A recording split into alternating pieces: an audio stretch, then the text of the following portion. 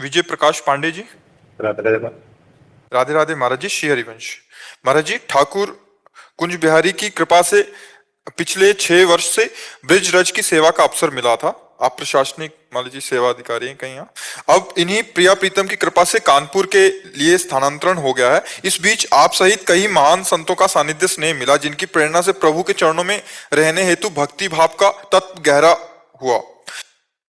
महाराज जी, देश काल वातावरण के प्रभाव से भक्ति प्रवृत्ति गाढ़ी होती गई, किंतु किसी अन्य स्थान पर ब्रज के बाहर वृंदावन जैसा वातावरण नहीं मिलना। अतः महाराज जी, अनुरोध है कि ऐसा आशीर्वाद दीजिए कि जिससे यहाँ से मिला तत्व कम ना हो। आपके वचन सुन के साहस, संतुलन, समन्वय और शक्ति देने वाला है आपका सत्संग। आप कई बार एकांतिक वार्तालाप में श्रवण दर्शन का अवसर मिला, किंतु गुरु ग्रंथ और मंत्र की परीक्षा नहीं करनी चाहिए। सिद्धांत के आधार पर जिज्ञासा शांत करने वाले प्रश्न भी कभी नहीं किए। महाराज जी, अतः आज आपसे आशीर्वचन की। हाँ, हमारी तो यही प्रार्थना है कि जैसे लोभी पुरुष धन का विस्मरण नहीं कर सकता, कामी पुरुष कामनी का चिंतन नहीं त्याग सकता, ऐसे हम श्यामा श्याम का महत्व अपने हृदय में बैठा लें तो कहीं भी रहें, जहां राखो तहां रहो मान सुखरा से।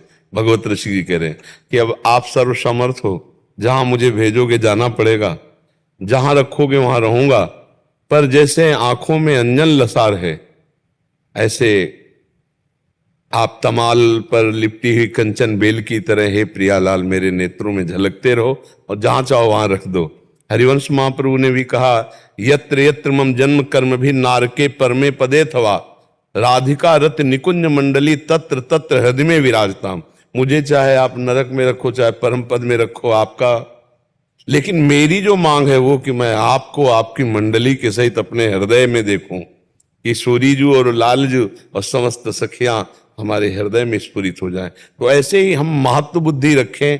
इतने वर्षों से ब्रजरज का सेवन हो रहा है, तो ये तो पक्का ये है कि ऐसा वातावरण तो त्रिभुवन में कहीं नहीं मिलेगा।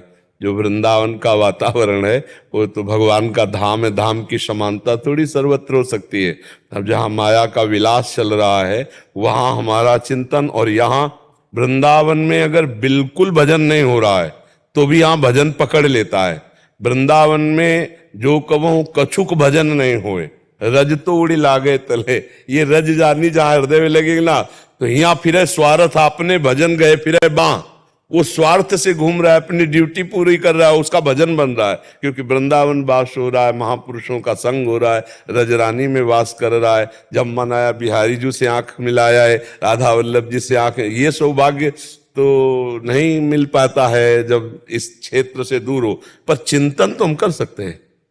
जो आपने 8 वर्ष में चिंतन समेटा है, आप उस चिंतन के द्वारा वहां सुखी रह सकते हैं। है कठिन, क्योंकि बाहरी जो वातावरण है वो प्रभाव डालता है, पर आंतरिक वातावरण यदि हमारा भागवतिक बना रहे तो बाहरी का प्रभाव कुछ नहीं पड़ेगा। जो रही उत्तम प्रकृति काकर सकत कुसंग, चंदन विष व्यापत नहीं और लपटे रात भुजंग। और एक बात और कही, को न कुसंगति पाए न साई और राहे न नीच मते चतुराई। भाई यहां ये ध्यान रखना है कि हमें कभी नीच मत में नहीं फंसना है, कभी हमें प्रलोभन में, कभी भय में, कभी किसी के फुसलावे में नहीं फंसना है। अपनी बात ध्यान रखनी कि मेरा कर्तव्य क्या है, उसे धर्म पूर्वक करना है, और मेरा लक्ष्य क्या है, भगवत प्राप्ति, उसको संभालते रहना। तो जहां भी रहोगे श्यामा श्याम की कृपा का ही आपको अनुभव होगा। नाम जप निरंतर बनाए रखिए, उठते बैठते चलते फिरते नाम जप, और अशुद्ध भोजन का त्याग और कुसंग का त्याग। व्यवहारिक चर्चा जरूर होगी नाना प्रकार की, लेकिन कुसंग का हमारे अंदर कोई प्रभाव न पड़ने पावे। भगवान की श्रद्धा, भगवान के प्रति समर्पण, इसमें कमी ना आने पावे, तो जहां रहोगे वहीं से मंगल आपको अनुभव में आएगा। लेकिन ये वातावरण बहुत, तो कभी कभी जब छुट्टी हो तो आप कृपा करके आ जाना 1-2 दिन के। यहाँ जब कभी विपरीत परिस्थितियां आई, मन व्याकुल हुआ, व्यथित हुआ, तो आपका वह वचन सुनता रहा कि सहन करना सीखो, और उससे मुझे शक्ति मिली। वो समय को बीतने दिया मैंने, और मैं आगे आपके चल। हाँ बिल्कुल बिल्कुल, बहुत सुंदर है।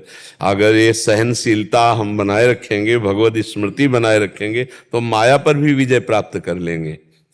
ये आगमा पाइनो अनित्यास है, ये ध्यान रखना चाहिए कि टिकाऊ नहीं है। जैसे अनुकूलता हम चाहते हैं कि टिकी रहे पर टिकी नहीं रहती और प्रतिकूलता आ जाती है। ऐसे ही ये प्रतिकूलता भी टिकी नहीं रहेगी, फिर अनुकूलता आ जाएगी। तो हमें अनुकूलता और प्रतिकूलता दोनों में यदि सम रहना आ जाए तो भगवत प्राप्ति हो जाए। जो अनुकूल और प्रतिकूल में सम रहता है वो भगवत स्वरूप का बोध प्राप्त कर लेता है। तो ऐसे विचार के द्वारा सम रहा जाता है।